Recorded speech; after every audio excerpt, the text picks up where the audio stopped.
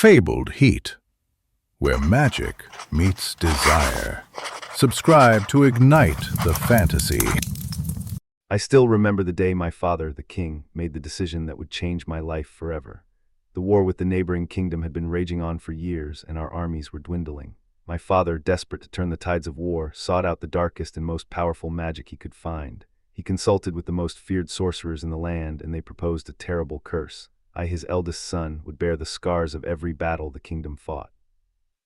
The idea was that if I, the prince, were to carry the weight of every wound, every cut, every broken bone, our armies would become invincible. They would fight with the knowledge that their prince was suffering in their place, and their morale would soar. My father, blinded by his desire to win the war, agreed to the curse without hesitation. I was only 18 years old when the curse was cast. I remember the feeling of the sorcerer's dark magic coursing through my veins, like liquid fire burning my insides. At first, there were no visible effects, but as the war raged on and our armies clashed with the enemy, I began to feel the weight of the curse.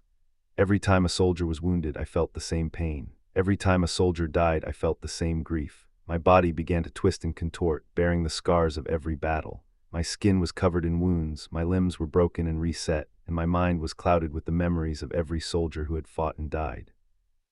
Years passed, and I became a shadow of my former self. I was no longer the handsome, charming prince I once was. I was now a twisted, crippled thing, barely able to walk or speak. My father, realizing what he had done, was filled with regret and guilt, but it was too late. The curse had been cast, and I was forever changed. One day, a new soldier arrived at the castle. His name was Captain Riker, and he was unlike any soldier I had ever met. He was tall, with piercing blue eyes and jet black hair. He was strong and confident, and he had a sense of purpose that I had never seen before. As Captain Riker began to fight in the war, I felt a strange connection to him. I felt his pain, his fear, and his determination. And as I watched him from afar, I realized that I had fallen deeply in love with him.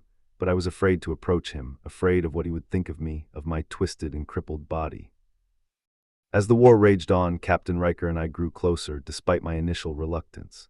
He would visit me in my chambers, bringing me news of the war and talking to me about his hopes and dreams. I found myself opening up to him, sharing my fears and my pain, and to my surprise he listened, he understood, and he cared. As the months passed, our bond grew stronger. We would spend hours talking, laughing, and sharing stories, and I realized that I had found my fated mate in Captain Riker. We were meant to be together despite the curse that had been cast upon me, but our love was forbidden and we had to keep it a secret. My father, the king, would never approve of our relationship, and the consequences would be dire. So we would steal glances at each other, exchange secret messages, and meet in hidden passages. One day, as we were walking in the castle gardens, Captain Riker turned to me and said, "I don't care about your scars, I don't care about your twisted body. I care about your heart, your mind, and your soul. I love you, Prince." I was taken aback, but I knew exactly how he felt. "I love you too, Captain," I replied, my voice shaking with emotion. As we stood there embracing each other, I felt a sense of peace wash over me. For the first time in years, I felt like I was home, like I had found my place in the world, and I knew that I would do anything to protect Captain Riker, to keep him safe from harm, but our happiness was short-lived. The war was far from over, and the enemy was closing in on our kingdom. My father, the king, was growing desperate, and he was willing to do whatever it took to win the war. As the final battle approached, I knew that I had to make a choice. I could either continue to bear the scars of the war, or I could find a way to break the curse and fight alongside Captain Riker. The decision was not an easy one, but I knew what I had to do. With Captain Riker by my side, I set out to find the sorcerer who had cast the curse. We traveled through treacherous landscapes, facing danger at every turn, but we were determined to break the curse and free me from its grasp. As we finally found the sorcerer, I realized that the only way to break the curse was to sacrifice myself. I would have to give up my life to free my kingdom from the curse's grasp, but I was willing to do it, for the sake of my kingdom and for the sake of Captain Riker. Heavy heart, I turned to Captain Riker and said, "I have to do this. I have to break the curse and free our kingdom." Captain Riker's eyes filled with tears as he replied, "I won't let you do it alone. I'll be with you every step of the way." Together, we faced the sorcerer, and I prepared to make the ultimate sacrifice. But as I looked into Captain Riker's eyes, I knew that I would never be alone. I had found my fated mate, and I had found my purpose. The curse was broken, but at what cost?